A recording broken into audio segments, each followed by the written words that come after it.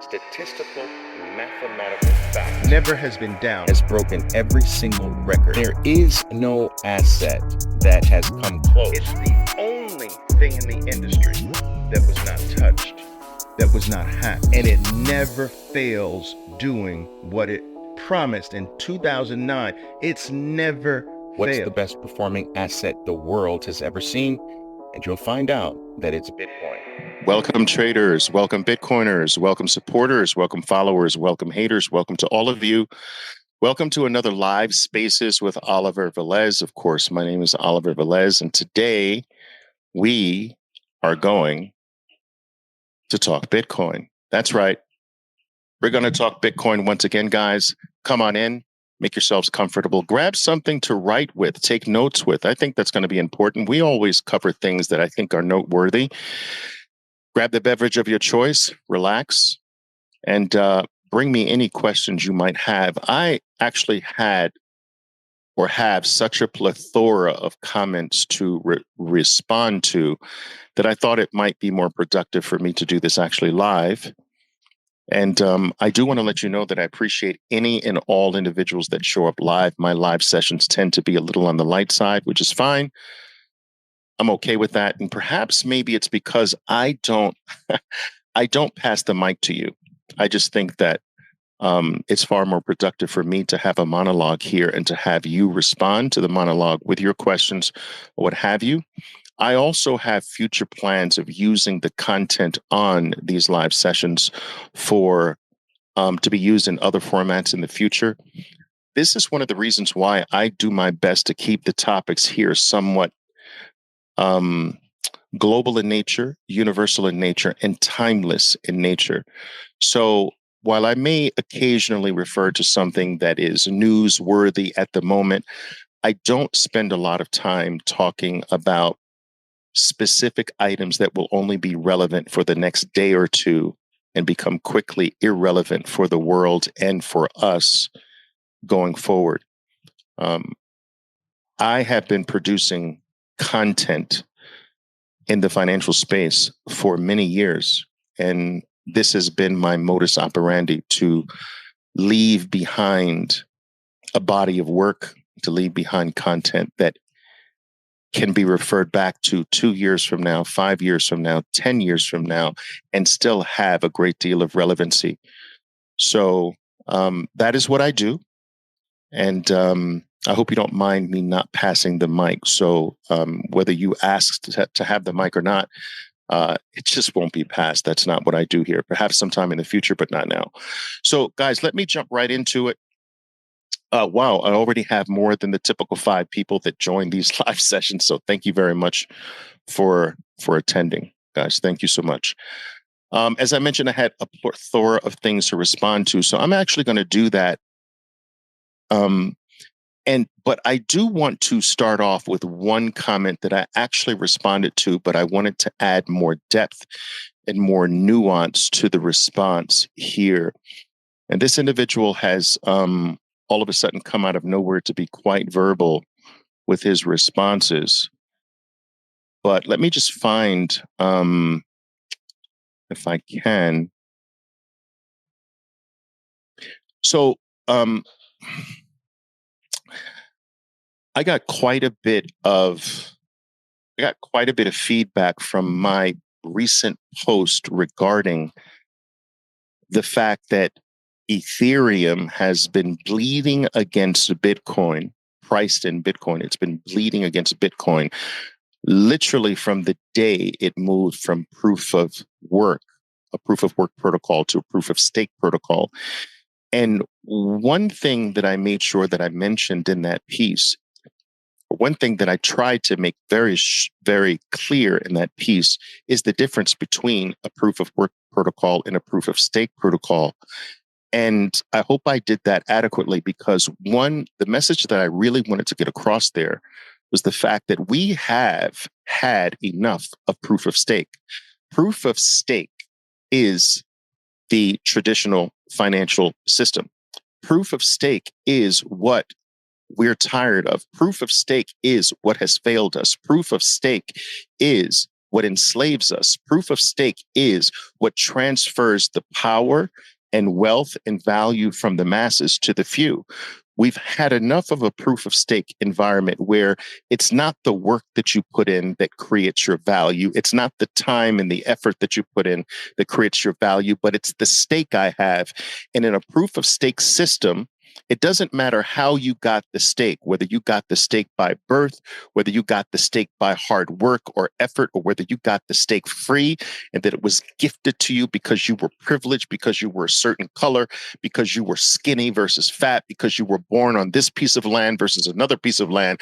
We're done with that. Do you understand? And what Ethereum did was move from a proof of work system where your work is the determinant of your value. The time and effort that you put in is the determinant of your value. It moved from that scenario, it moved from that protocol to a proof of stake protocol that rewards the individuals that have the bigger stakes. Now, it did this to benefit the insiders. And what a lot of people don't know about Ethereum is that the insiders are the JP Morgans of the world, the Lubins of the world, many of these big players, the Amazons of the world that basically control the mining aspect of Ethereum today through Amazon's Fura division.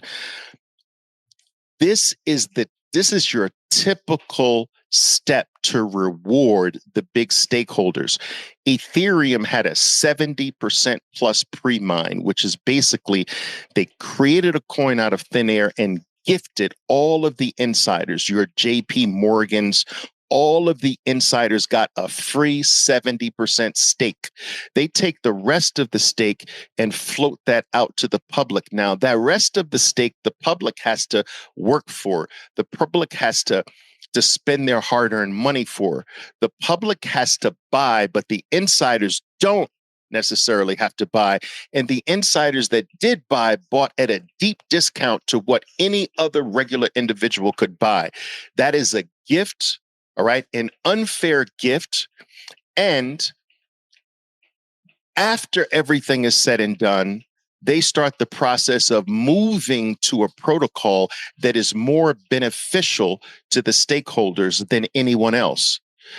All right. So this is extraordinarily unfair. It is the thing that Bitcoin has come into existence, the very thing that Bitcoin has come into existence to free us from. And people are freaking applauding the move. It's absolutely asinine. It is the antithesis of what so-called cryptocurrency movement is all about. It's about freedom. It's about a money that is not in the hands of the few anymore. It's about a monetary system that no human being controls or can manipulate. It's about a financial setup that does not unfairly reward the few at the expense of the majority. And you bozos are actually clapping your hands, jumping up and down and hailing the very thing that has basically debased us, enslaved us, and kept us behind all of this time. It's ridiculous as far as I'm concerned. It's absolutely ridiculous. Now, this little write-up on how the market, my write-up was basically designed to point to that distinction and to also point to the fact that the market knows best, despite the fact that some of you have hailed that as a good move. The market, in all of its wisdom, has basically demonstrated the fact that it's not a good move. The market has, in all of its wisdom, shown the world that this is bullshit.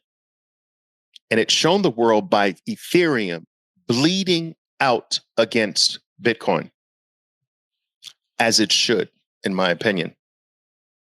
Now, of course, I knew I was going to offend quite a number of people with that post. I knew that I was going to hurt quite a few egos with that post.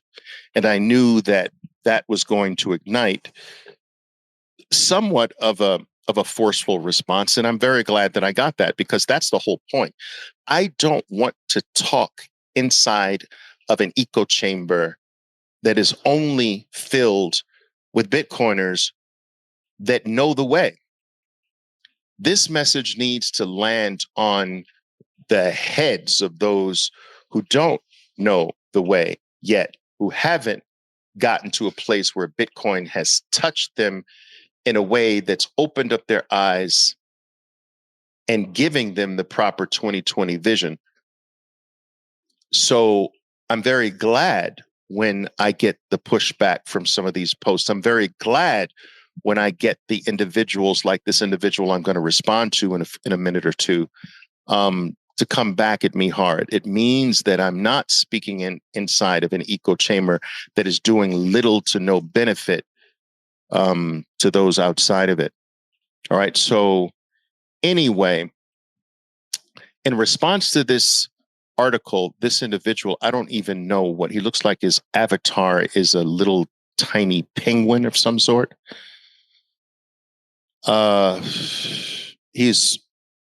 His response was, Oliver, you might be wrong. Not everyone can afford Bitcoin. He says, not everyone can afford Bitcoin. That's idiotic statement number one. Not everybody can afford Bitcoin. A single Satoshi is what percentage of 1 penny? This is called unit bias. And it is what the shitcoin industry, that pump and dump criminal activity that you guys call altcoins, all right? They use unit bias for bozos like this guy, all right? And I don't mean that in a derogatory way. I know it sounds like that, but I just call them bozos affectionately, just so you know. But they are people that are very susceptible to unit bias. And the shitcoin industry uses that. So all of the shitcoins are sub pennies when they come into existence, despite the fact that they're extraordinarily expensive. But they make the unit of the item appear to novices like this to appear cheap. It is not the unit that determines whether something is cheap or not. It is not the unit, the price of a single unit. It's the value of the entire freaking network. If you were to divide a single Bitcoin into a single Bitcoin, which is made up of 100 million Satoshis, into its smallest unit, like the shitcoins do, you would see that it's extraordinarily inexpensive today. That one Satoshi is 0.0002 something. It's 3 zeros after the decimal point. That's something that every human being on earth can practically afford. So that's stupid comment number one. Not everyone can afford Bitcoin. Everyone can afford Bitcoin. Then he goes on to say that alts have made more people rich than Bitcoin. What planet is this dude from? And I always joke, what planet are you from to say this? Like, what planet are you from? How did you get here? And how's the weather where you are? I'm curious. On what planet have shitcoins delivered more wealth and more value to the world than Bitcoin? Bitcoin is the best performing asset the world has ever known. In the history of human mankind, nothing has performed better than Bitcoin. And this guy says that altcoins have delivered more wealth to people than Bitcoin? Dude, remember I reminded you guys of this. I told you that there is a threshold of IQ that I can barely get down to. And we're getting really close with this guy's comments to that threshold where I can't go down that far. I can't go that far down the IQ totem pole sometimes. Now, altcoins have done nothing more than deliver VC-funded pump and dump schemes that frequently experience hacks at the tune of billions, developer fraud schemes at the tune of billions. All right. outages of the network at the tune of billions. Okay, rug pulls at the tune of billions. And out of 50,000 plus shitcoins that have ever been in existence, 99.9% of them are trending towards zero. The lost value is staggering. Out of 50,000 plus altcoins, only 3 have made a new high after their initial marketing pump and dump. Only 3 out of 50,000 have made a new high after the initial market-driven pump. Only 3 have made a new high after that initial pump against Bitcoin. Every single one trends towards zero against Bitcoin. And what's sad is the fact that most people give up the Bitcoin for this bullshit. Most people give up the scarcest, most valuable asset in the world, arguably, for this bullshit. They don't understand that it's a freaking VC funded pump and dump scheme that is blueprinted today and repeated over and over and over again. I bet you 98% of the people who read my article on Ethereum had no idea that JP Morgan is one of the biggest owners of one of the biggest initial investors and owners in the Ethereum protocol. No wonder for year after year after year, the firm was anti-Bitcoin. They own one of the biggest chunks of Ethereum. Of course, you're going to be anti-Bitcoin. I bet most people don't understand that there is nothing decentralized about Ethereum whatsoever. It's run by a geek on a bully pulpit that dictates where the protocol is going, what it's going to do, and if you don't like it, you can hit the curb, Jack. That is not decentralized in any way. It's the majority of its stake is concentrated in the hands of a few small, very wealthy insiders that do nothing but make sure that every time there is a green movement, they dump a little portion of the coins they got absolutely free on you. This is the same bullshit I have lived with in my industry for the past 4 decades. And you guys think it's the solution to the world's problems? How dumb can that be? Not everyone can afford Bitcoin, but you can afford that bullshit? That's crazy to me. So my response basically was this. Here on planet Earth, Bitcoin has delivered massive wealth as the best performing asset in the history of the world. And altcoins, which we call cryptocurrencies here in my world, have done nothing but rug pull the public, offer the public an unfettered slew of hacks, frauds, pump and dump schemes to the tune of hundreds of billions of dollars. Yet Bitcoin has never had a hack. Bitcoin's never had a rug pull. Bitcoin has never had a pump and dump scenario attached to it. Bitcoin's founder, if you want to call him that, never moved his coins, never sold a single Satoshi.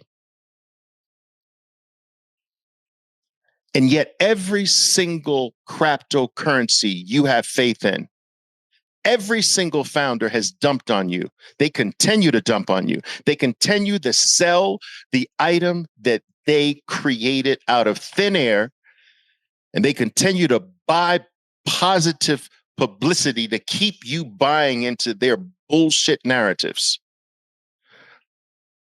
There's been this common theme to this piece that I wrote on Ethereum that I can't seem to get through, that there is zero utility to these things. And I am getting it still left and right. Yeah, well, Oliver, I do respect Bitcoin, but there's utility to XRP. XRP, they're two different things. Are you that low IQ? Really? Utility to what? And then I typically get something like, it's faster than Bitcoin. First of all, anyone who supports, in my opinion, Bitcoin and a cryptocurrency that is the enemy of Bitcoin, a cryptocurrency that spends millions of dollars every single year putting together campaigns to hurt Bitcoin, to stop Bitcoin, to get Bitcoin to change the code and to complain about Bitcoin's energy use. Not only is that cryptocurrency not a friend to Bitcoin, you are not the so-called claimed friend to Bitcoin either. How can you seriously support something that wants to kill Bitcoin and say you support Bitcoin? It's absolutely dumb. You're an enemy as well to Bitcoin, period. But get this, the world doesn't need to learn. The world doesn't need to spend its value faster. And this is the freaking utility you tell me that this bullshit has, that you can spend your value faster on bullshit you don't need. So, okay. So instead of it taking 2 seconds with your PayPal or your credit card or your Apple Cash or your Apple Pay, instead of it taking 2 seconds to buy your hot dog and a beer, that is going to take you 1.99 seconds. Like, that's the utility you're talking about? Buying a freaking hamburger a fraction of a second faster? Like, that's the grand utility? Guys, you bought into that bullshit. You bought that line. You bought that crappy, cheap marketing. Get this in your head, people. Blockchain technology, apart from Bitcoin, is bullshit. I'm going to say it again. When you try to separate blockchain from Bitcoin, it becomes bullshit. It's just marketing to ride the coat waves of the success that Bitcoin has created. But because you can't profit from Bitcoin, they separate the engine from the car and still call it a freaking car. You can't take the engine out of a car and set it apart from the car and say you've got a better car. Are you freaking dumb? Bitcoin and blockchain can't be separated.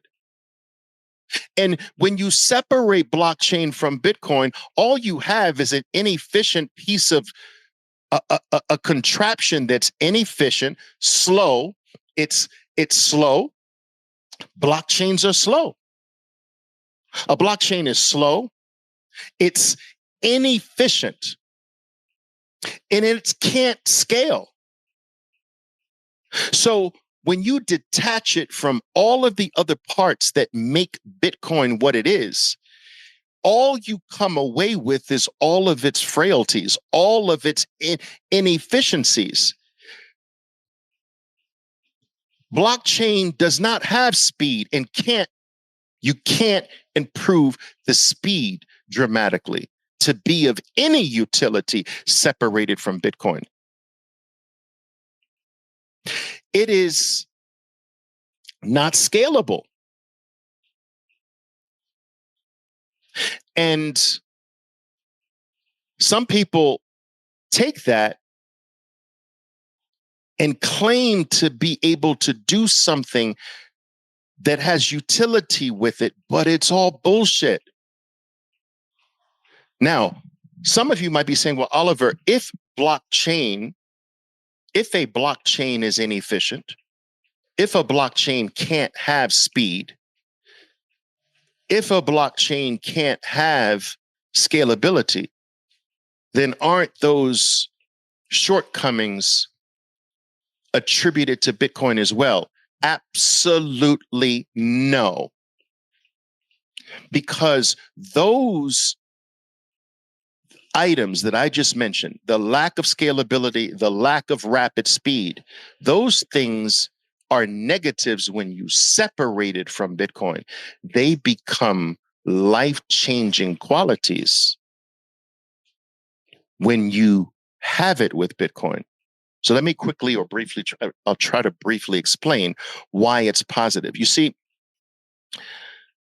you don't want the base layer of your wealth, the base layer of your money fast.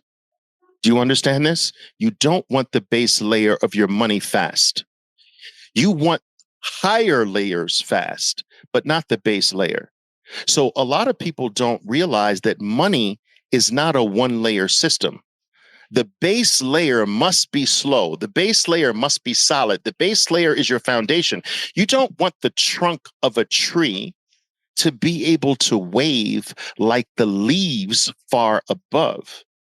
You don't want the base of a mighty oak to be movable. You don't want the base of a mighty pyramid to be flimsy, to be fast. It's supposed to be still. It's supposed to be sturdy. It's supposed to not move. It's not supposed to be fast at the foundation. It's not supposed to be scalable at the base layer. You're scalable at much higher levels. So if we take the tree analogy, the trunk needs to be stable. It should not move. That's its strength. That's its power. That's its invincibility, comes from that inability to scale, that inability to be fast, that sturdiness at the base layer is the source of its power. Now, as you move up the tree, there are certain branches that grow from that base layer that can be movable a little bit. And the branches that come from the smaller twigs that grow from those branches are more movable than the branches themselves. And the leaves that grow on those little twigs are more movable than the twigs. So the leaves become really fast. The twigs are less fast. The branches are less fast. And the base is.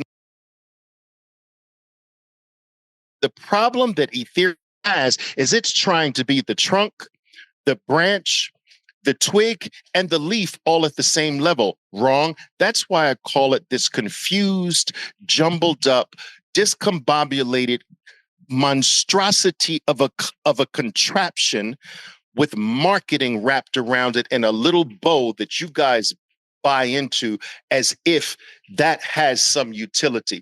All Ethereum has done has been the mother of all hacks in the industry.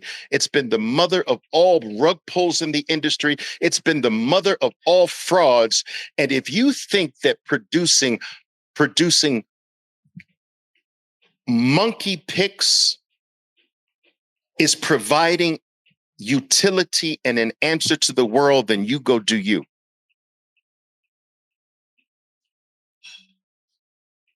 This is nonsense. I am appalled and I am shocked at how easy it is to take some of you, how you can't see through all of this BS. It's freaking crazy to me. I literally have to sit back in my chair sometimes when I read a comment and say, wow. Oh my God. Wow.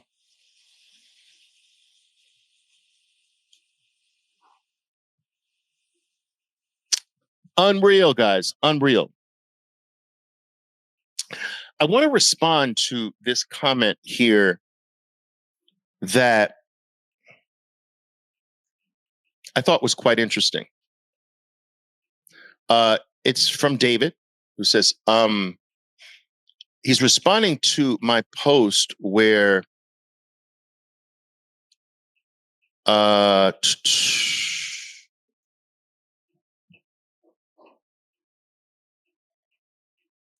I was saying that Bitcoin is the best performing asset the world has ever known. And so he says, well, it was, as in past tense. It was the best performing. No, that is wrong, David. I'm sorry. It is the best performing. Nothing has surpassed Bitcoin to make it was. It is the best performing. All right, so that's correction number one. So David goes on to further say the return on investment will be less than other cryptocurrencies as it takes a lot of money to double it. So his point is that the returns for Bitcoin, despite the fact that it's had stellar returns in the past, the best of any asset ever known to human mankind, his view is that the return on investment is going to become less and less. Now, to be fair, that does appear to be the case. And he's saying that the return on investment will continue to be less and that cryptocurrencies will have more potential because Bitcoin is so high in price that it takes so much money to move it now. So his view is that it took less money to move it when it was $1 and $5 and $1,000 than it does at $27, right? 27,000. It takes more money at 27,000 to move it than it takes at $1. And I've heard this over and over again, and I do understand where it comes from. And so this is one of the more, in my opinion, one of the slightly more intelligent responses to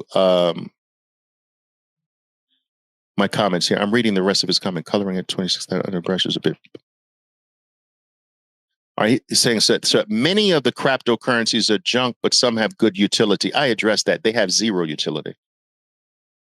All these cryptocurrencies attempt to alter the blockchain trilemma, right, which has decentralization as one of its 3 points, security as one of its 3 points, and scalability as one of its 3 points.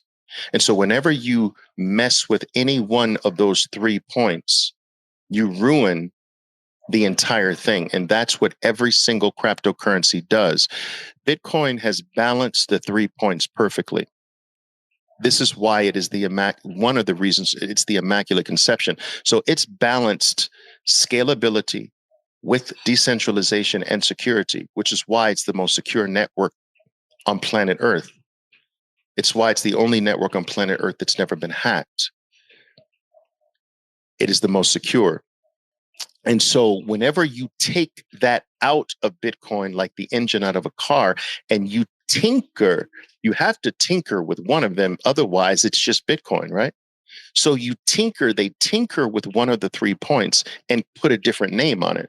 So they tinker with the scalability part. But if you tinker one, you degrade the other 2. So it's impossible to create something more superior than Bitcoin because you have to tinker to make it different than Bitcoin. And when you tinker one of the 3 points, you ruin the whole 3 point. It's no longer a perfect triangle anymore. A triangle has 3 points. If you move 1 point, you don't have a triangle anymore. It's the immaculate conception, guys. Everything else has zero utility. There is nothing that you can't do better with a freaking spreadsheet. When you take blockchain out of Bitcoin, you can do something better with a spreadsheet than any of that nonsense that every other cryptocurrency is claiming to be able to bring to the world. Now, let me get to this return on equity being slower. I'm going to tell you why I disagree with this. I disagree, although I do admittedly understand I could be wrong. I could be wrong with this. And I will always say that when it comes to something that hasn't happened yet. If it's something that has happened, then I won't tell you that I'm wrong because I'm speaking factually. But if it comes to something that's more of a supposition by me, I will tell you, I will reserve the right to be wrong. I don't think I am, but I must in all honesty say that. So here's why I don't agree with this notion that the return on equity or the returns of Bitcoin, the best returns are behind it. Now, I tell him like this. I disagree with this, although I could be wrong, admittedly. Listen, guys, Bitcoin became the best performing asset the world has ever known with less than 1%, less than half of 1% of the world having adopted. Think about this. It's actually, the numbers we came up with is 0.03%. That is not even a tenth of 1%. Now, some people have taken issue with that number with me and said that there's more. So, okay, let me give you more. Less than 1/2 of 1% of the entire world owns Bitcoin. It's way lower than less than 1/2. Yet, despite that little tiny drop in the bucket, Bitcoin has become the best performing asset the world has ever known.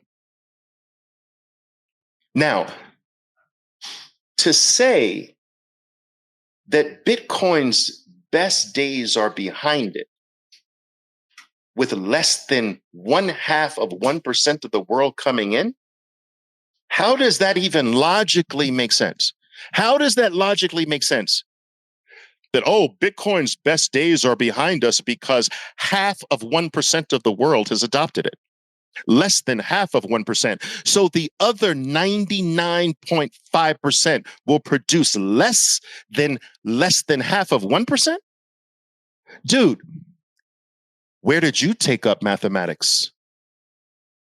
That just can't be reality.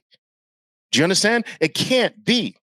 Where are we going to be when 1% of the world has come in? Where are we going to be when 5% of the world comes in? 20%, 40%, 60%. And guys, don't think these numbers aren't going to get there. The internet started with 0. Then it went to 1/2 of 1%, where Bitcoin is now. Then it went to 1%. Then it went to 5%. Then it went to 10%. And it's still growing. We're still only shy of 60% global adoption of the internet. It's still growing. It still has many, many, many, many decades of growth. Guys, cars are still growing in adoption. Believe it or not, electricity is still growing in adoption. Fire, 2 million years old, is still growing in adoption. Guys, discoveries don't ever stop growing in adoption. So don't think for a second, excuse me.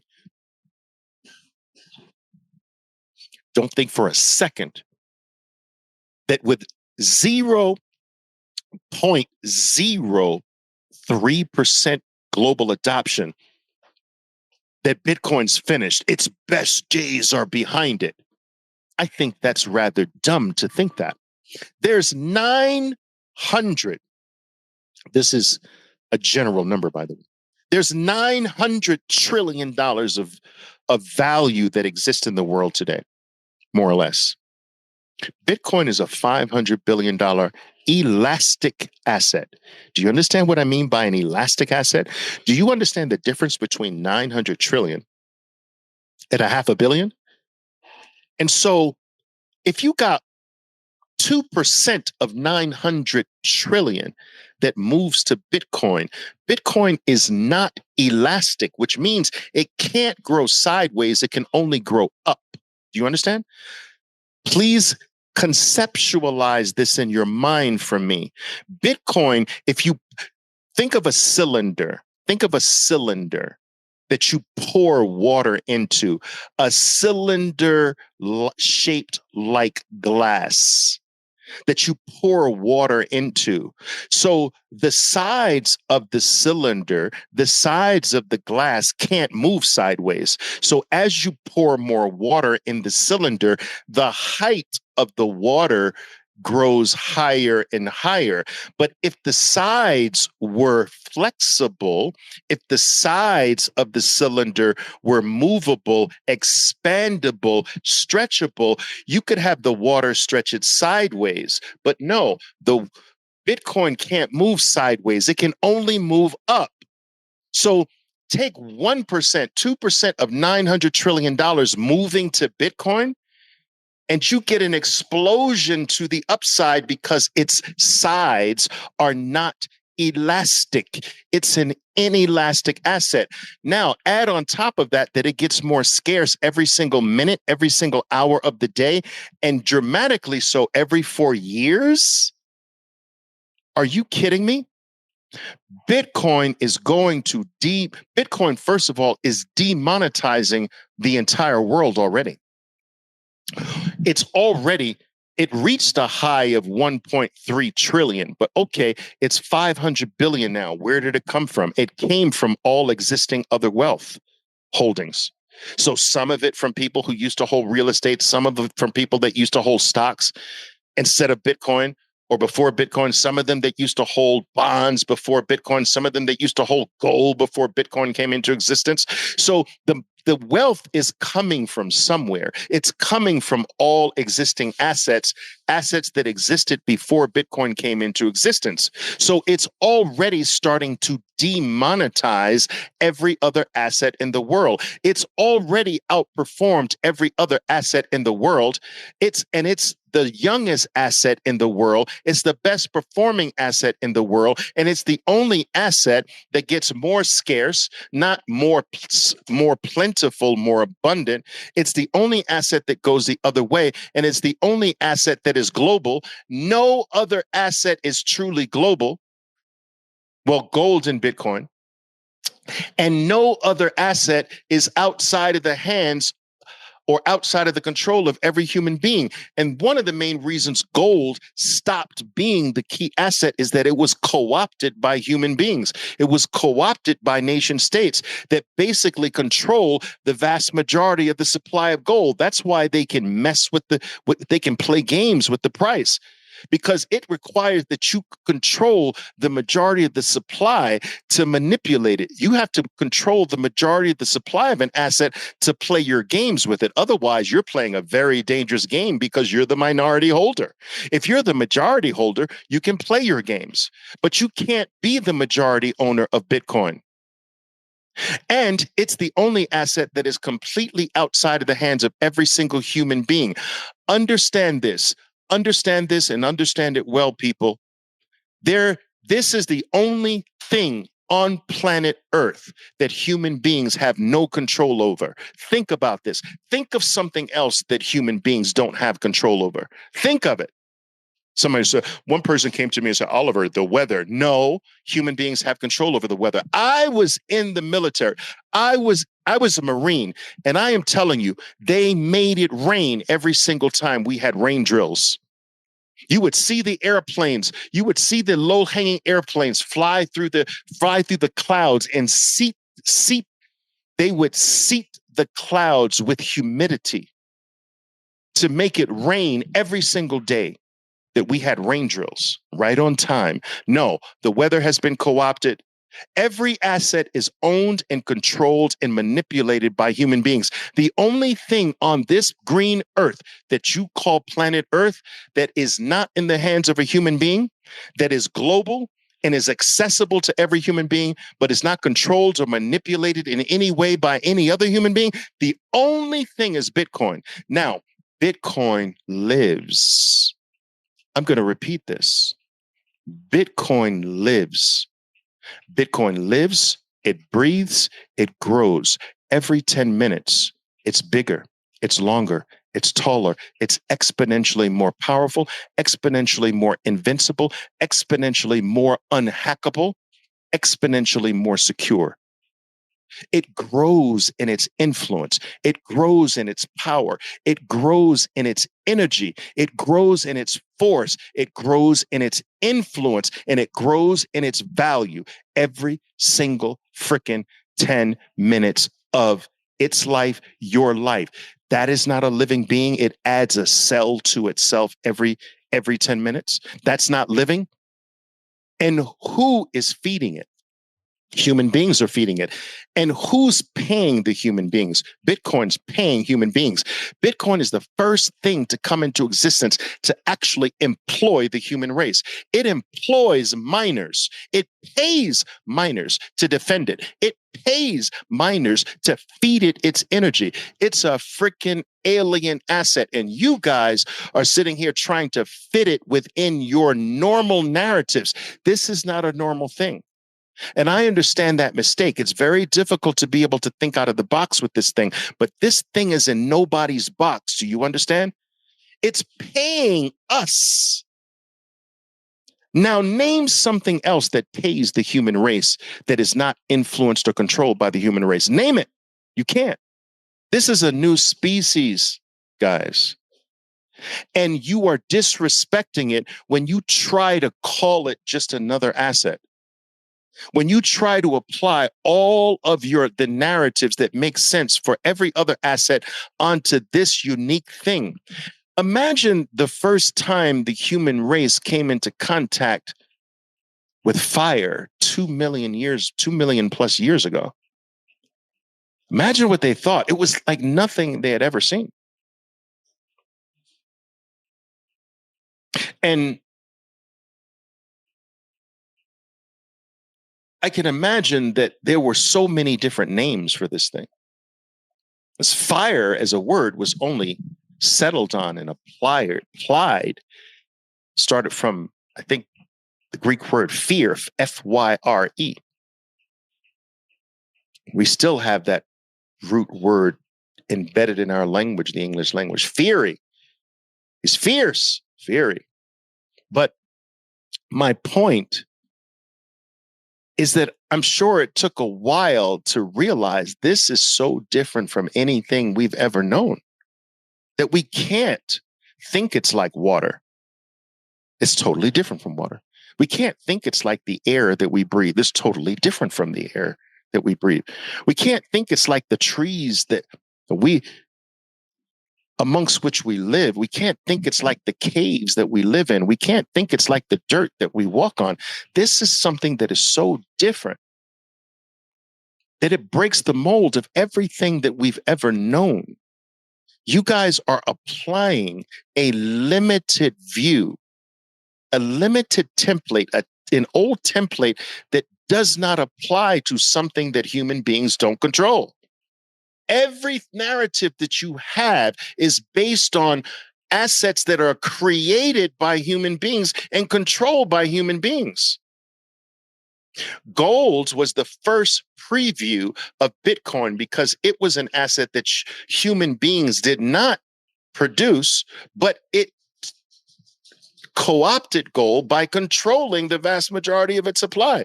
Who owns the vast majority of gold today? Nation states. It's been co-opted. It's been imprisoned.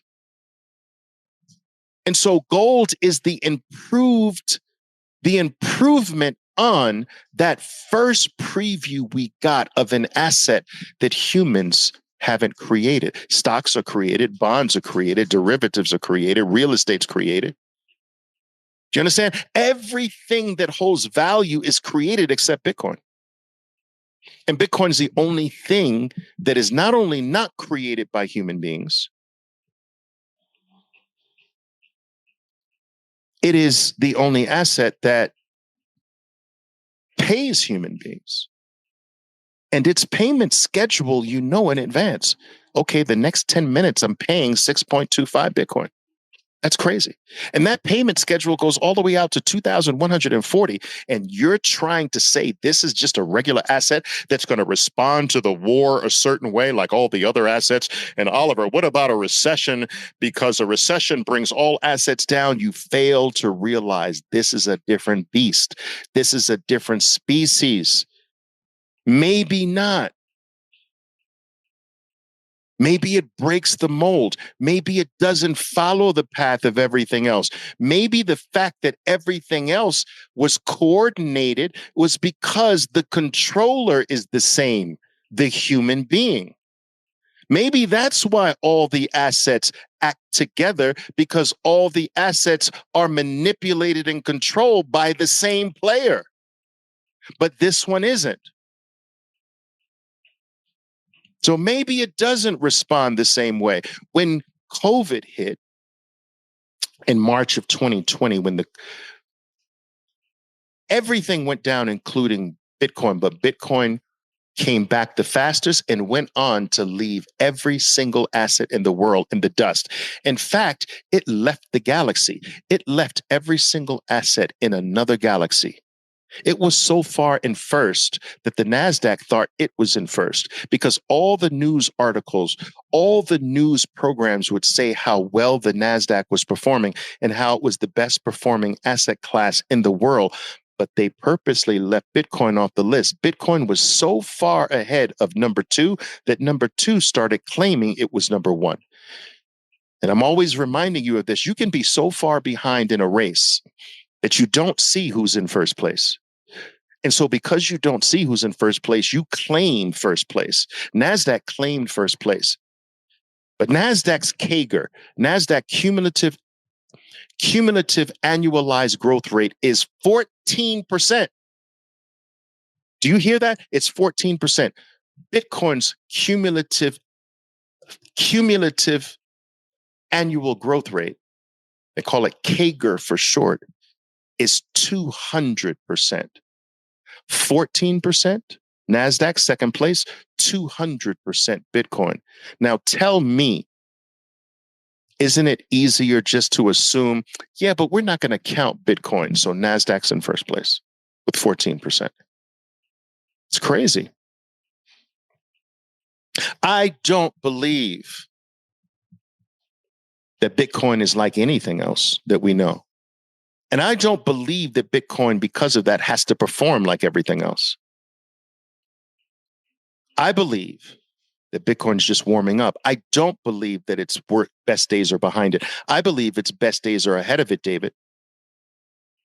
I don't believe its return on equity is going to continue to decline. I think it's going to speed up. I think that the money flow from that $900 trillion number hasn't even begun yet. And when it does, you better watch out, because this is an inelastic asset that gets scarcer and scarcer by the hour. I believe that you're totally wrong with this.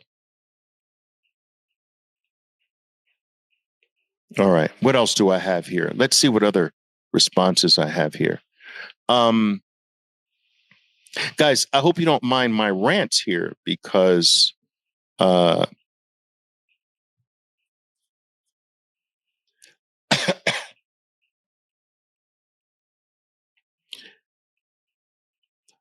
says, yes, it is the same penny stock games dilution. People don't realize that. Absolutely correct. Absolutely correct. I want you to know, guys, and to be aware of the fact that everything is trending towards zero against Bitcoin. Gold is trending towards zero. The stock market's trending towards zero. Real estate is trending towards zero. Of course, all of your shitcoins are rapidly trending towards zero. And I want you to get in the habit of pricing things in Bitcoin. This will keep your perspective in its proper place. Stop pricing things in dollars. That's the false picture. That's the trick. You have to price in Bitcoin. All you have to do is go to TradingView and you look at your item priced in Bitcoin. You put the item first, and let's say the dollar. So you put DXY first, slash BTC or slash SATS USD. I like the SATS USD because the SATS USD give you the full history, whereas the BTC gives you, I think, up to 2013. But SATS USD gives you all the way to the beginning of its life. And so when you start to see the world through the eyes of Bitcoin, you realize what it's accomplishing, what it's doing. Value is not coming out of thin air. 500 billion to $1 trillion came from somewhere, guys. Do you understand? That amount, which by the way is not small, Bitcoin is the 12th most valuable asset on the world at the current price. The 12th most valuable asset on planet Earth is Bitcoin. Number 12. There is no financial organization, no financial entity on planet Earth that is worth more than Bitcoin. There's no bank, there's no money management firm, there's no insurance company, there's no anything financial more valuable than Bitcoin today. And so don't poo-poo I say that 500 billion is small, but 500 billion is enormous for a 14-year-old baby that's come out of nowhere to run up the ranks of thousands of items to become number 12. Guys, if that were your 14-year-old kid in football or basketball or baseball, you'd be happy as a pig in mud about your 14-year-old. He's 12th in the world. Do you know my 14-year-old is 12th in the world? You would have college scouts handing you millions upon millions of dollars, offering you and your family millions upon millions of dollars to have first dibs on your 14-year-old who became 12th in the world as a 14-year-old. Now think about Bitcoin, not just becoming 12th in the world as far as financial organizations, not becoming 12th in the world amongst all commodities, not becoming 12th in the world amongst all currencies, 12th in the world regarding everything on planet Earth. So that's like having your 14-year-old child be best in everything on planet Earth. He's the 12th in what? What is he? The 12th best in the world in baseball? Yep. And football and basketball and, well, I'll say it for the American soccer and volleyball and this and that. Everything is 12th in everything in the world. But it's going to zero. It's going to zero, Oliver.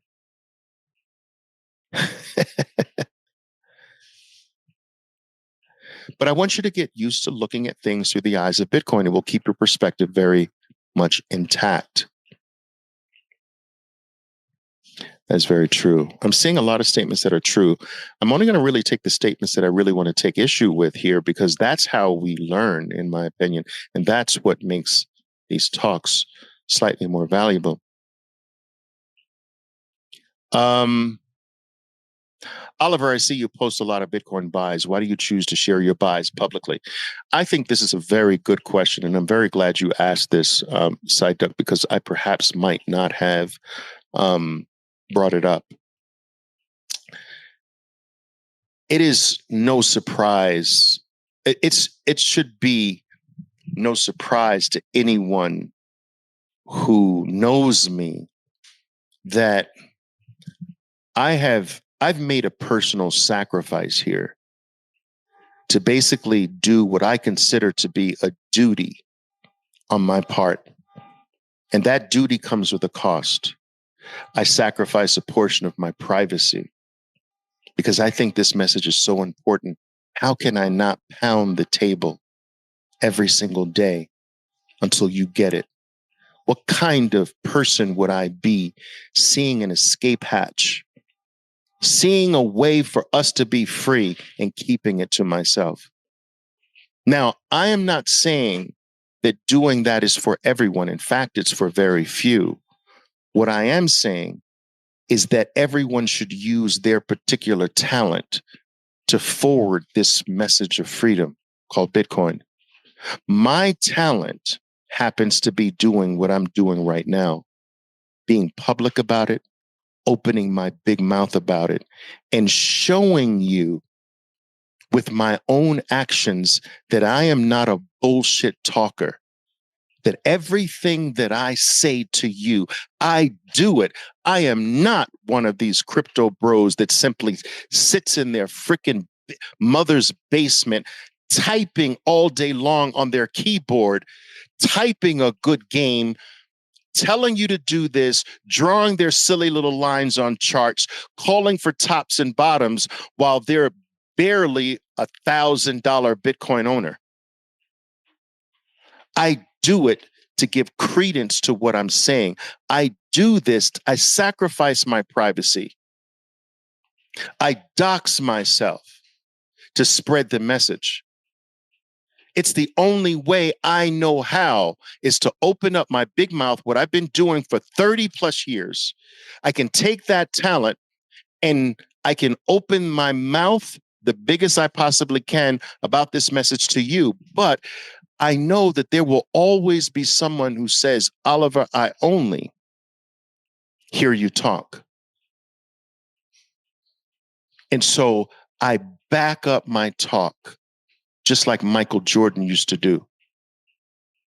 I back up my talk with actions to just dead that notion that I'm just a talker. I'm not just a talker, guys.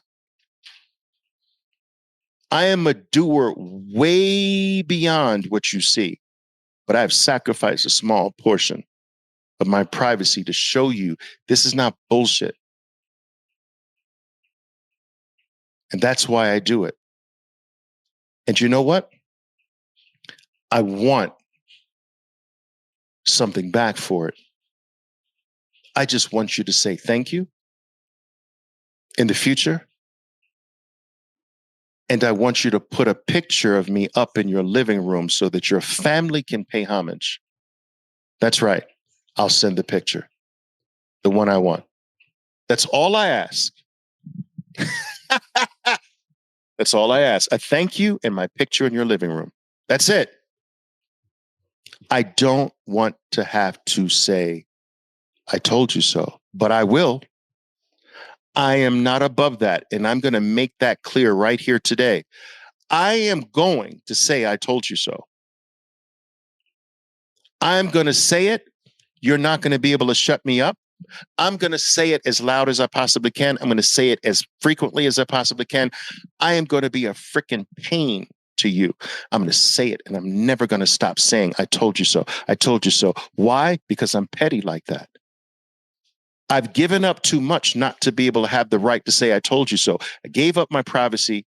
I'm doxing myself. I'm pounding the table every single day, relentlessly. I have earned the right to say, I told you so. And I'm going to do it over and over and over and over again. Just letting you know, I'm petty like that. Lee says, Brother Velez, I listen to you every day and always learn something new. I appreciate that. To me, you are a godsend. I appreciate that as well. I'm happy to be on this amazing journey with you, hoping to learn more in the coming days, months, and years. I would like to understand more deeply how to borrow against your Bitcoin. Now, I have addressed this a number of times. You can actually borrow against your Bitcoin today. One very sound company, one of the most respected companies, as far as I'm concerned in the space, is a company called Unchained Capital. And I've sent a ton of people to Unchained Capital. I personally use Unchained Capital, as many of you see in my purchases. I use their OTC desk to purchase a portion of my Bitcoin. Guys, I purchase Bitcoin from eight different outlets. Unchained Capital is just one, but it is the one that I right now like to show. I buy from Swan Bitcoin as well. Swan Bitcoin has been very, very kind to me, and literally over 1,000 people. I've sent over 1,000 people to Swan, and Swan has been good to my 1,000 plus people that I've sent there. Unchained Capital has been good to my hundreds or 1,000 people that I've sent there. All right. But Unchained Capital offers unrehypothecated loans against Bitcoin. To this very day, you can borrow against your Bitcoin. And they do it in a way to keep you the safest from going through a liquidation or losing your Bitcoin. Since that firm came into existence, they have not lost one Satoshi of someone's Bitcoin. That's freaking incredible. Look at your Celsiuses of the world, the BlockFis of the world. They lost everybody's Bitcoin. Unchained Capital hasn't lost a single Satoshi. Do you know why? Because they don't mess with your Bitcoin. You know why? Your Bitcoin stays in your possession. your Bitcoin can be viewed on the blockchain. It never moves. It's never given to someone. It's never put in at risk at any moment during the loan. You don't give up your keys. That's what's called unrehypothecated Bitcoin. And that's the only way that you want to do this. Now, with that being said, despite the fact that that exists here today through Unchained and a variety of other firms, by the way, despite the fact that you can do it today, it is going to become more and more prevalent as time goes on. And I'm willing to gander that by the end of 2024, almost every single bank in the world, almost every single bank worth being called a bank, will actually have a way for you to custody your Bitcoin in collaboration with the bank and get anything on planet Earth you want. By the end of 2024, and certainly by the end of 2025, you'll be able to walk to your local big bank, maybe not one of the small regional ones, but one of the big banks. They're all getting the right to custody Bitcoin. Why do you think that is? Why do you think the BlackRocks, the Fidelities, the Charles Schwabs, the Franklin Templetons of the world, the Invescos of the world are coming into the space to just buy and hold? They're going to offer freaking services to you. That's the name of their game. That's what they do. They're not coming to just buy and hold, guys. They're coming to say, wow, you have Bitcoin? Well, what in the world do you want? If you're willing to collaborative custody with us, your Bitcoin, the scarcest, most valuable asset in the world, we'll give you anything in the world you want. What do you want? That yacht? You want that mansion and you want that mansion in Malibu? You want that trip around the world? You want to buy that special home you always promised your mom? Well, right this way, sir. Right this way, madam. You have Bitcoin. Do you understand that Bitcoin at $140,000 becomes the most valuable asset in the world? I told you that it's the 12th most valuable asset in the world.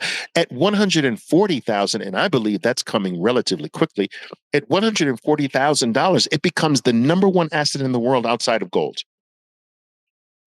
It's going to take far more to take gold out at almost just shy of $700,000. But right now, this cycle, I believe we become number 2 in the world outside of gold. Number 1, including gold, number 1 outside of gold. 140,000. Guys, for Bitcoin during its bull cycle, that's a stone's throw away. And trust me, the world is short the upside, this asset. And guys, as it climbs from 12 to 10 to 8, more and more of the world has to come in. Now, let me ask you this question. How can you not have exposure to the number 1 asset in the world? How? Outside of gold. Let's put gold to the side for the moment. The number 1 asset in the world today is Apple. Guess what the most owned asset in the world is today? Apple. You know why? Because you can't not have exposure to number 1. Otherwise, you get fired. You can never be fired for owning number 1. That's why the number 1 asset in the world is always the most owned asset in the world. And when Bitcoin gets to crosses 140,000, it takes out Apple. It becomes the number 1 asset in the world, which means that every single financial institution, every single money manager, every single private firm, every single private family office will have to have some exposure to it. And guess where that's going to send Bitcoin? Of course, you're going to be able to get anything on planet Earth without ever selling your Bitcoin. You're going to have red carpets rolled out in front of you. Right this way, sir. Right this way, madam. And you're not even going to have to freaking sign up. You're not even going to sign that many documents. There's going to be no approval process. You've got Bitcoin. There's going to be no, what school did you go from? What's your income? Nobody freaking cares about that. You've got Bitcoin. What color are you? Don't care. You've got Bitcoin.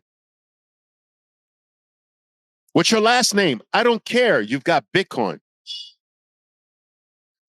What's your credit score? I don't care. You've got Bitcoin.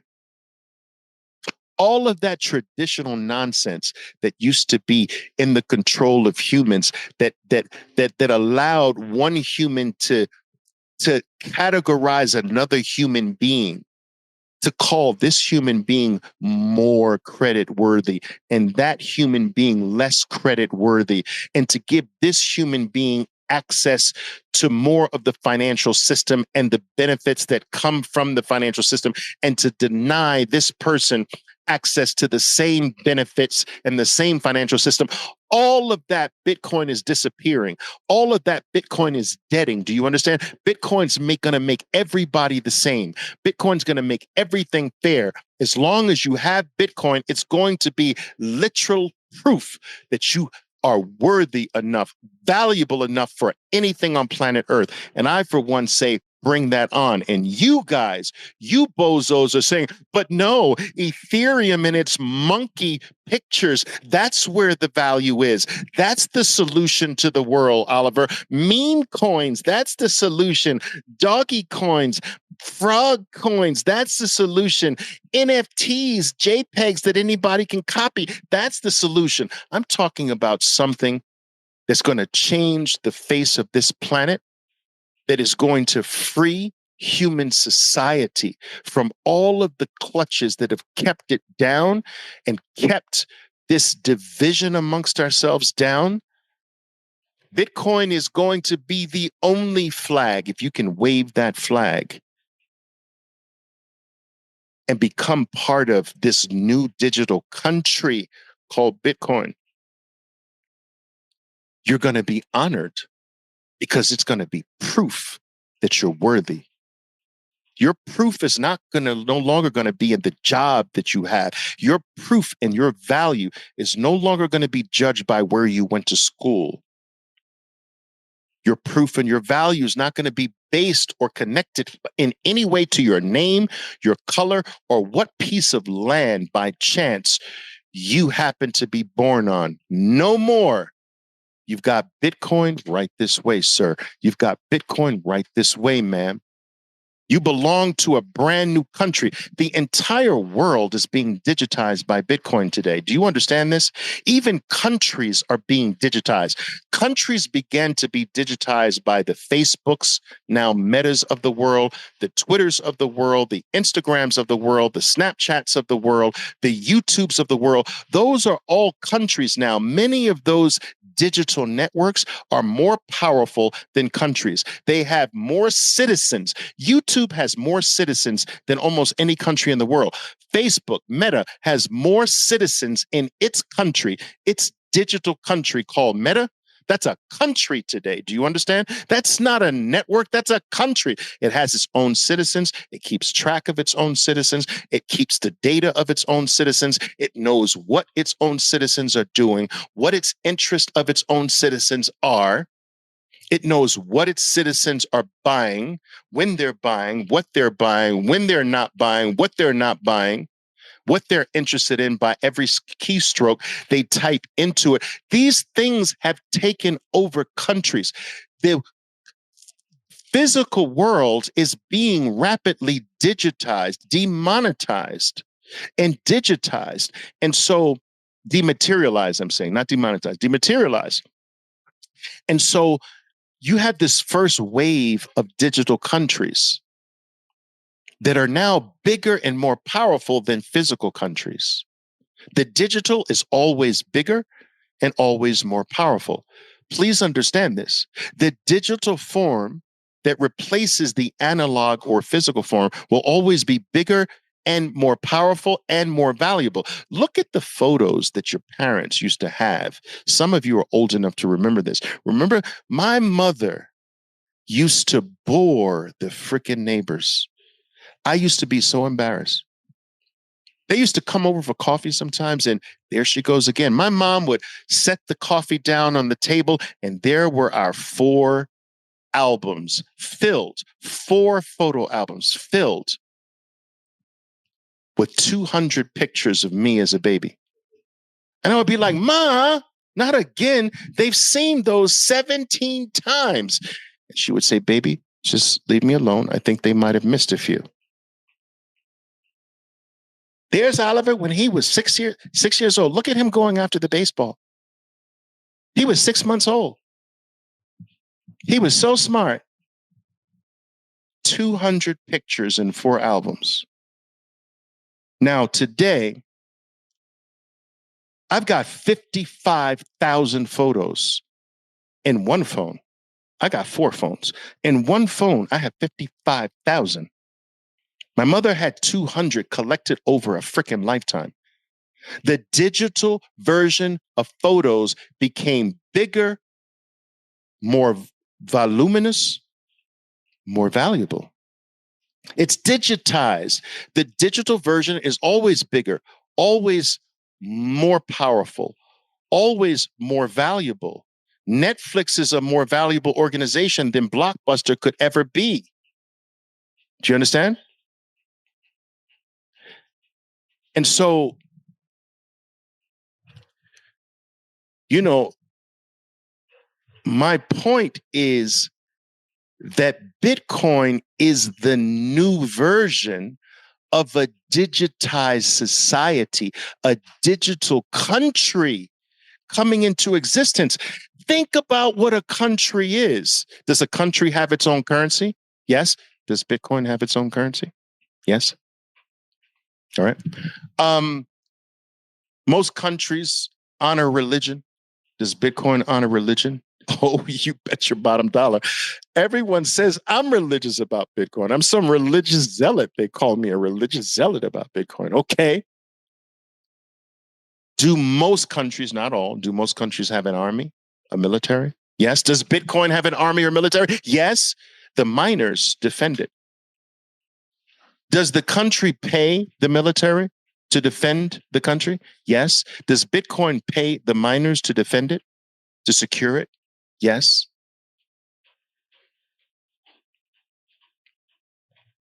Does it have its own monetary unit? Yes, Satoshis. Does it have a monetary policy? Yes. Cut in half every 4 years. Currently, 6.25 Bitcoin comes out every 10 minutes. This will go on and on and on to the year 2140. What country has itself planned out to 2140? I ask you. How do you become a citizen of Bitcoin? Owning and self-custodying it. You've got to self-custody it, because if you don't self-custody it, you don't get the passport, you don't get the residency. You get the residency when you actually have possession of the Bitcoin. And guys, I'm telling you, we're moving to a world where if you have Bitcoin, you are welcome everywhere in the world. How can you not, as the most valuable asset on earth? You'll be welcomed, and you won't go where you're not welcome, but everyone's going to welcome you. Game theory is going to kick in like a mofo, and you will be honored.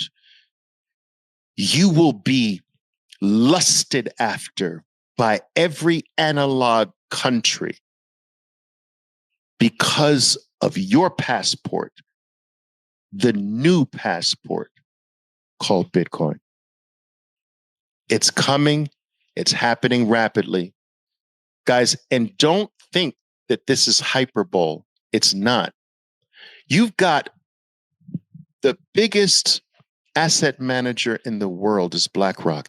It is valued. It has more money under its control and management than most of the countries on planet Earth. 11 trillion, $12 trillion under its control. Bitcoin is a tiny blip, 500 billion today. Do you understand that they could easily buy up every single Bitcoin in one fell swoop, and it wouldn't be a little, it would be like the flick of a flea? Under normal circumstances, this would be too small for them to even consider. So ask yourself, why? Why? This is too small for them. Why? Because they're not dumb. They're not dumb like some of these people with these comments here that you read. They see the writing on the wall. To them, it's still so early because they wouldn't normally be able to touch something this small.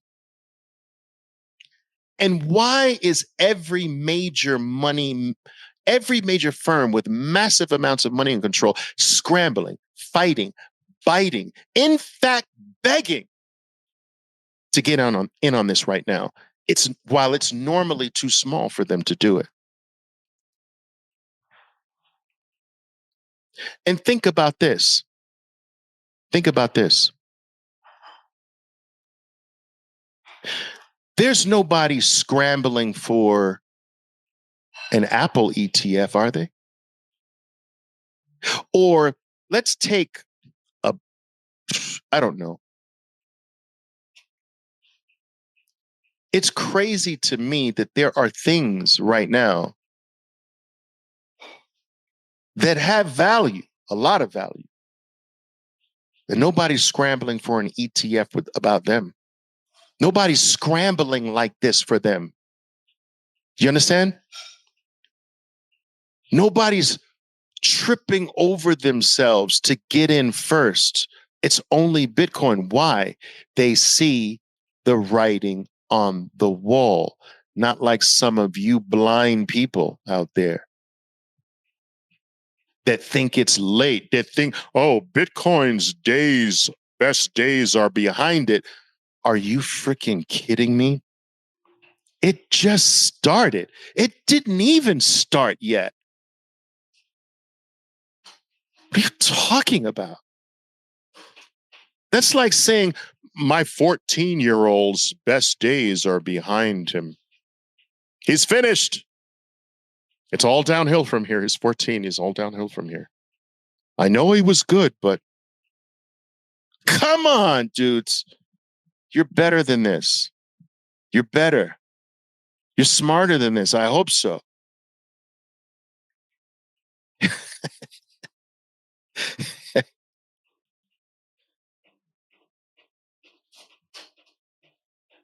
I love it, guys. I love it.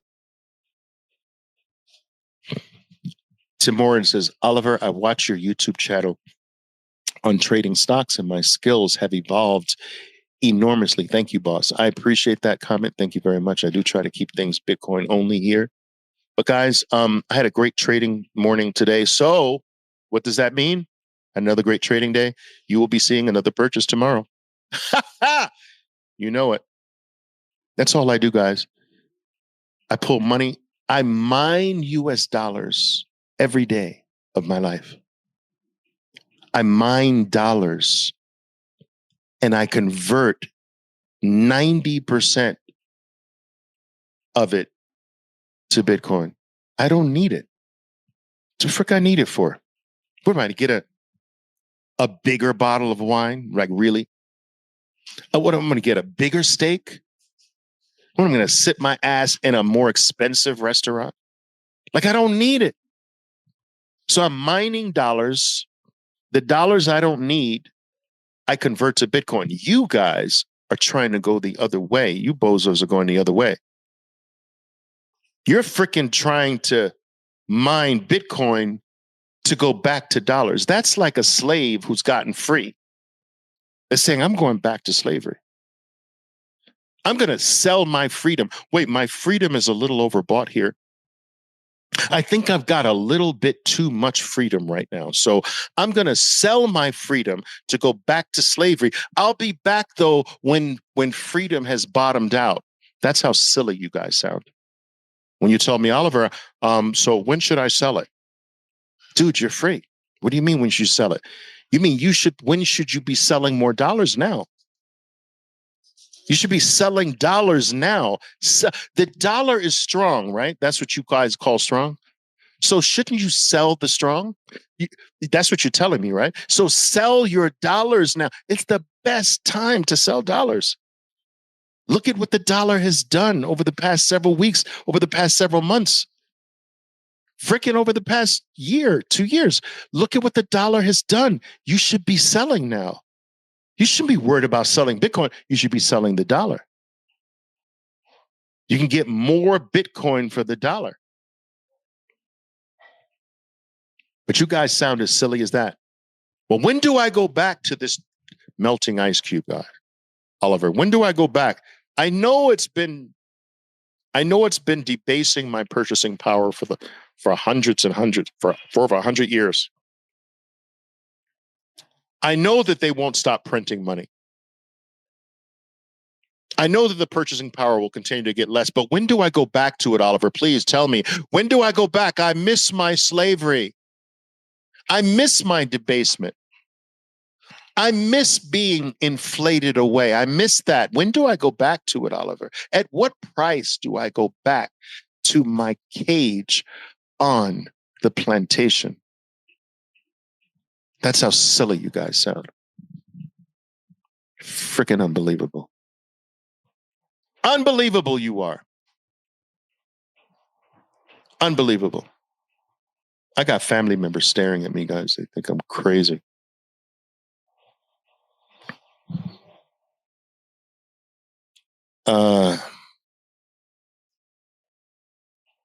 Let's see.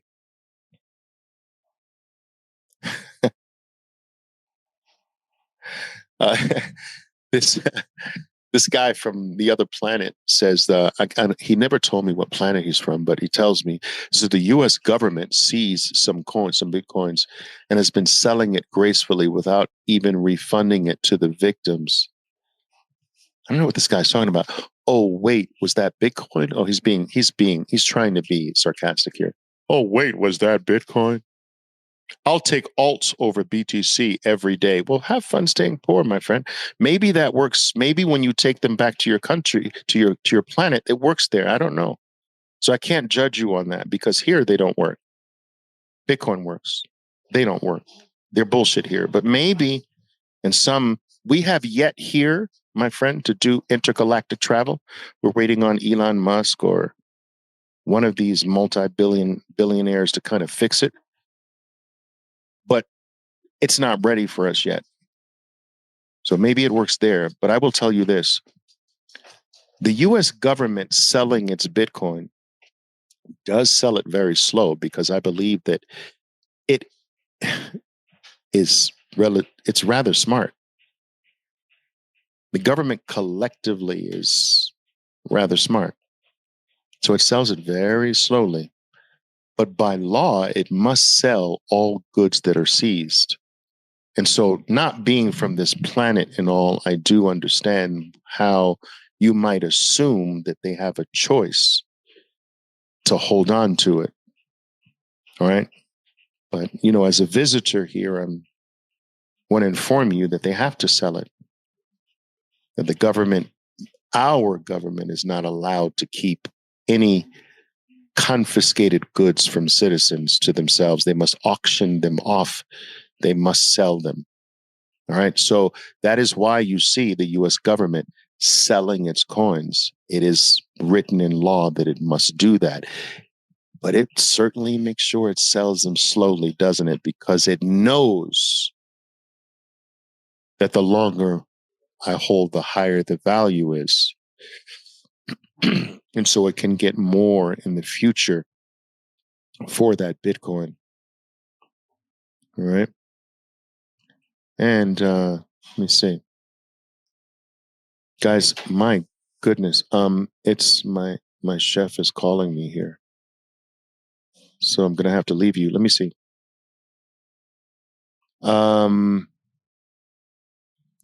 Bro, could you tell me what this is by Fish Shark? Bro, could you tell me what put you in a position to buy Bitcoin every single day? I've been trading the markets, guys, for 43 years. I've done nothing else with my life. I don't know anything else. What's really funny is that people come to me like, I have followers. I have thousands of traders in over 95 different countries. And believe it or not, I do spend time with them online, of course. But anyway, many, many who follow me or close to me through our trading activities, they like to ask me about things outside of trading. And I tell them like, dude, I don't know why you're asking me. I've done nothing with my life except trade. I've been trading since I was 16 years old. I have never had another serious job. I've never done anything. I never had another dream. I never had another hope. I never had another wish. I never tried something else. I have only done plan A, and it has been plan A my whole life. I don't know anything else. I don't have a skill really at anything else. Now, I believe that what expanded some of my capability was my desire to spread the gospel of trading. I found success relatively young in my life. All right. I was practically retired at the age of 26, 27, and began a different direction of spreading the gospel of what had such a dramatic effect on my life. And that developed in me what some people consider to be a talent at communicating. And so I'm using that talent in the Bitcoin world today. I don't want to use my trading talent in the Bitcoin world today because I think that that is counterproductive. My trading ability, my ability to pull money out of the markets without depositing anything virtually every single day of my life, that skill has no place in the Bitcoin world. And I won't share it with you. I won't, because I believe in my heart that it is wrong. What I will share with you is my ability to break things down in an understandable way. I've been doing it for 30 years. I've taken the complexity of the markets and trading strategies and techniques, and I've broken those things down. The same things that made me successful all the way back in the 80s and 90s. But I won't bring that to this space. In fact, I'll discourage it every single breath, with every single breath that I have. Trading is not the way to go. This is about wealth here. Trading is penny ante compared to this. Trading is minuscule. When it comes to trading versus Bitcoin, that's like stepping on dollars to pick up pennies. No, this is about life-changing wealth and freedom. Forget trading when it comes to Bitcoin. Accumulate, hold, self-custody.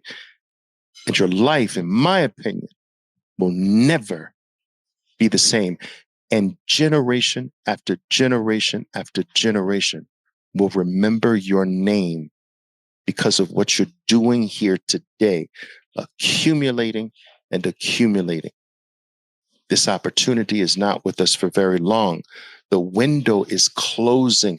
Bitcoin has already priced out 90% of the world. Most of you are still having trouble getting to one Bitcoin now. Imagine in 2025, imagine in 2029, imagine in 2033. It is going to outprice 99% of the world when it comes to one Bitcoin. It will never price out the world when it comes to Satoshis. But I don't want you to be at the Satoshi level now. It's time to take advantage of the full Bitcoin period right now, which won't last for long.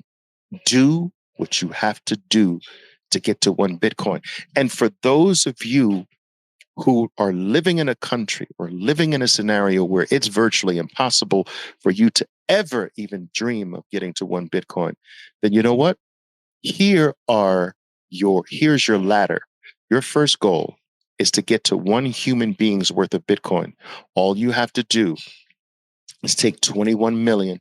You divide that by 8 billion people on planet Earth to get how much Bitcoin you need to own. Own at least one human being's worth of Bitcoin.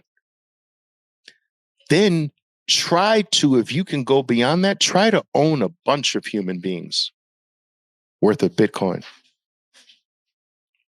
until you get to a quarter of one Bitcoin.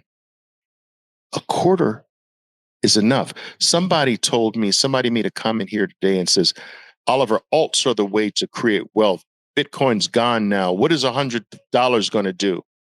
This is asinine, in my opinion. All right. $100 in Bitcoin in 2010 is almost $40 million today.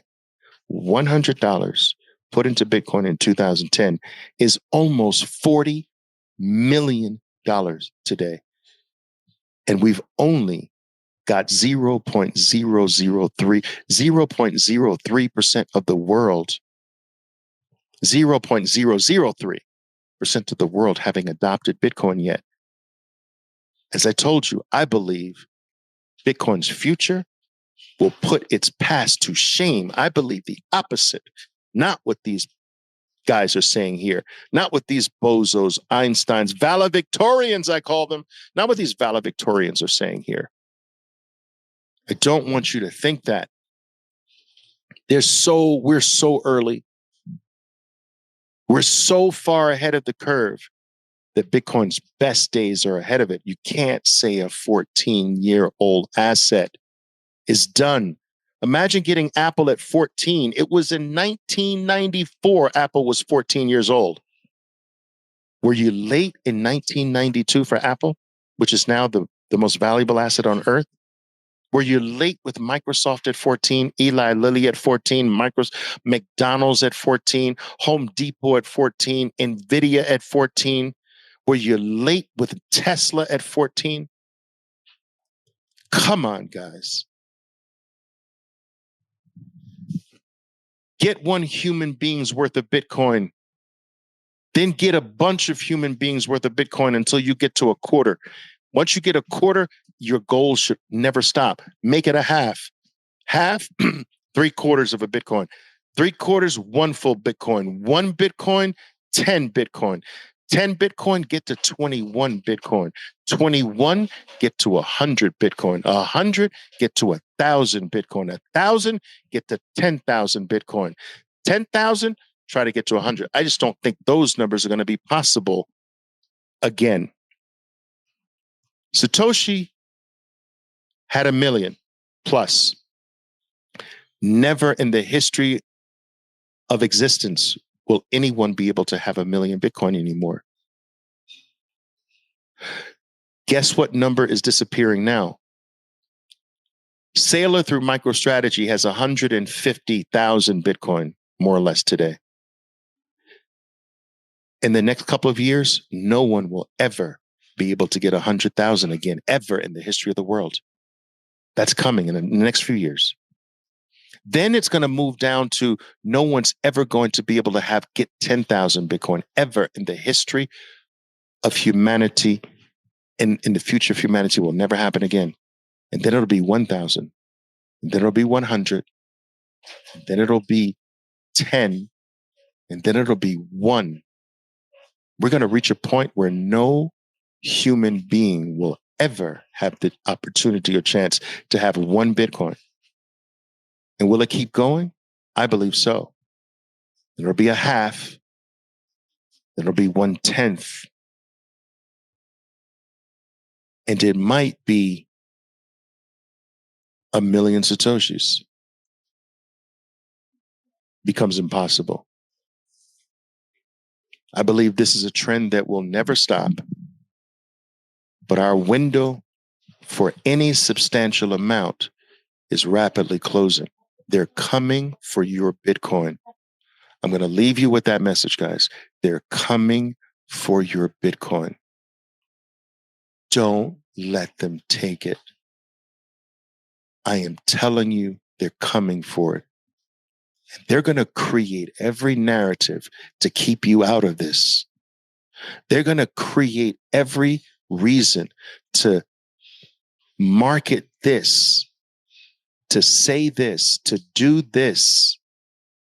They're going to play with the price a little bit to keep you away. They're going to keep you believing that the bullshit that these bozos here on my feed talk about, altcoins, cryptocurrencies, that bullshit, they love that narrative to keep you away from what they really want. Don't get fooled by it. Don't buy into that BS.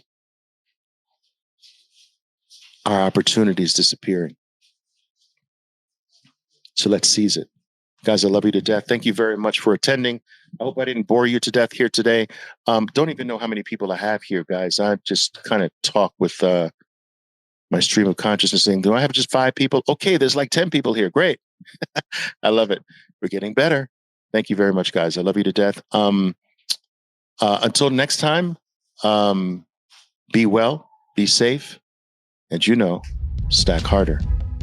My name is Oliver Velez, and I am your 13%er Bitcoiner. Be safe out there, and until next time.